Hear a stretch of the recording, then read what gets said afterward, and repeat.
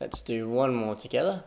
So similar idea now. We've got some data on televisions, I suppose. Do people still watch a lot of TV? I'm not too sure.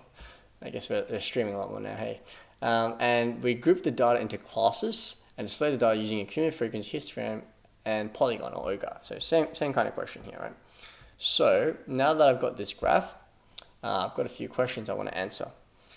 Use the cumulative frequency polygon to determine the interquartile range. Okay, so same kind of question. And you'll notice for this one, the numbers aren't as nice. So let's try and, I don't want to zoom out too much, otherwise it'll be a bit faint. But hopefully that makes it nice and easy to read.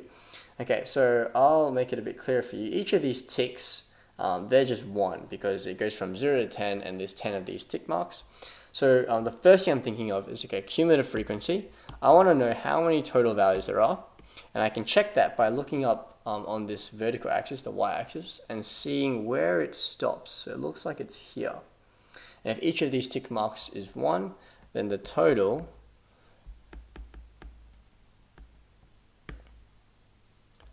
should be 52. Okay, right? Because you can see if we zoom in there, all the way across there, you can see it only goes up 2 above that solid line, and so that's going to be 52 as the total. Now remember, these are positions, so the total is 52, but if I'm looking for the interquartile range, which I know is Q3 minus Q1, then I need to try and work out what those values actually are. Now, before, when we did it, I worked out the median first, so we can do that as well if you want. So half of 52, so the median would be approximately half of 52. Remember, it is an approximation here, so that's 26. And so 26 is going to go, let's see, it looks like here. Oh, go 4 down. There we go. That's Q2, or the median. That's the max. That's the min. And again, we want halfway between each of these points here to find Q1 and Q3. Or to find Q1, you can also just do 52 divided by, I gave away the answer, didn't I? 52 divided by 4, because that's the first quartile that we see. And that's going to be 13, not dividing by 13. So 13 is here, 11, 12, 13 here. Make that a bit more obvious. So that's Q1. And then Q3, same idea. If we're splitting up into 4 equal groups, we can actually just take this value that we found and add it to the median as well, right? So if we add 13 to 26, we get 39. Or we can take the average between 26 and 52 as well. So that's Q3. And then what we do is we take this point and drag it out all the way over until it hits that ogive, drop it down. And same thing with Q3, let's drag it all the way over. Now, if you compare the value that we got compared to the previous one, you'll notice that it's not quite hitting the 200 or the 400 or even halfway between. It looks like it's just kind of awkwardly around it. Now, typically, let's just go back just to explain what I mean. So you see how it dropped directly on the 45 or it dropped directly between 75 and 85. Now, typically the questions don't have a very detailed scale, so they'll try and drop it at the 45, like an actual value, or they'll try and drop it halfway between. But this question, you notice how the grid is actually quite detailed, right? It shows you very clearly each of these individual tick marks. And if you look at them, right, there's actually 10 tick marks between 100 and 200, which means that each of these has the value of 10, and that's the score. That's what we're interested in. So in this situation, this is where you need to be very precise, right? If each of these tick marks is 10, that's not just 200 anymore, right? That's actually going to be, yeah, that's right, 190. What about this one over here?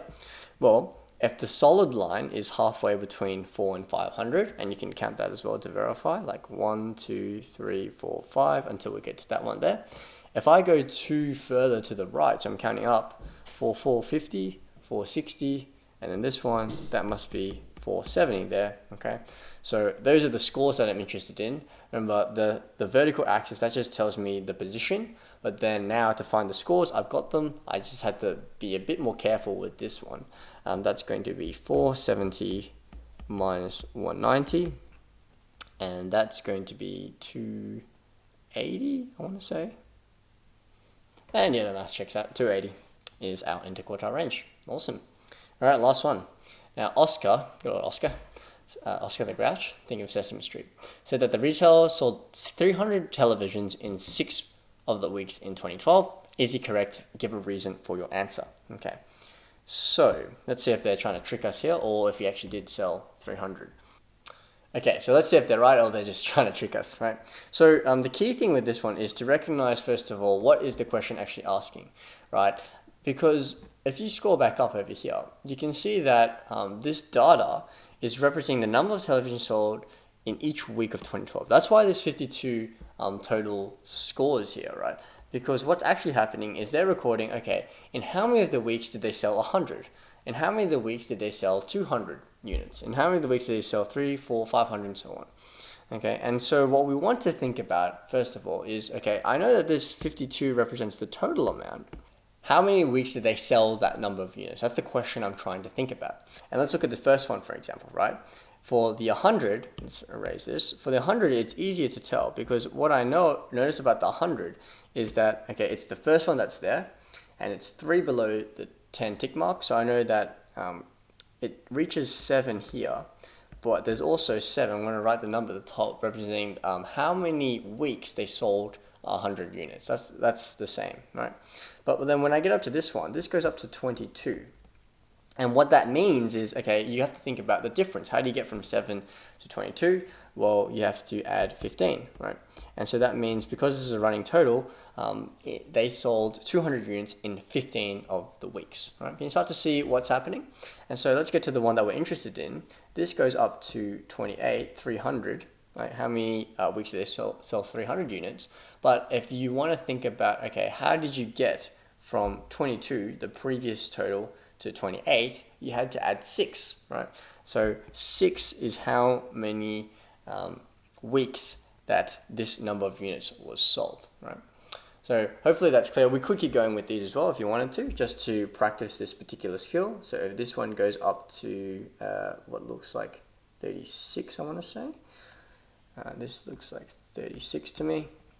So to get from 28 to 36, that would be 8. And it looks like this one's the most common. So we got up to 36 and we're going all the way up to 52. And so that's going to be 16 for that. And so if we added up all these numbers, that should give us a total of 52. Let's just double check that. Yeah, awesome, it does. Now, go back to the original question. Oscar said that the retailer sold 300 televisions in 6 of the weeks in 2012. Is he correct? And give a reason for your answer. At first glance, it does look like he's right because we look at this and we see 6 above the 300, which we kind of worked out with that cumulative frequency histogram. But have a think about why that might not be the case. Just as a hint, it's not, but have a think why. The reason is because when you think about this, right, the key thing to look at is this word here, or this phrase, class center. What does that mean? It's an approximation, right? We know that the class center of 300, if we think about what values the range needs to be for 300 to be the class center, it has to be 250 and 350, right? So 250 to 350 gives us a class center of 300.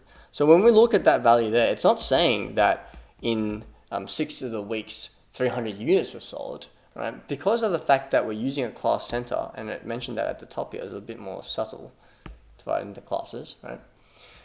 What that means is we can conclusively say, no, he is not necessarily, because we are using a class that in 6 of the weeks they sold, that was a terrible only say, in 6 of the weeks they sold between 250 and 350.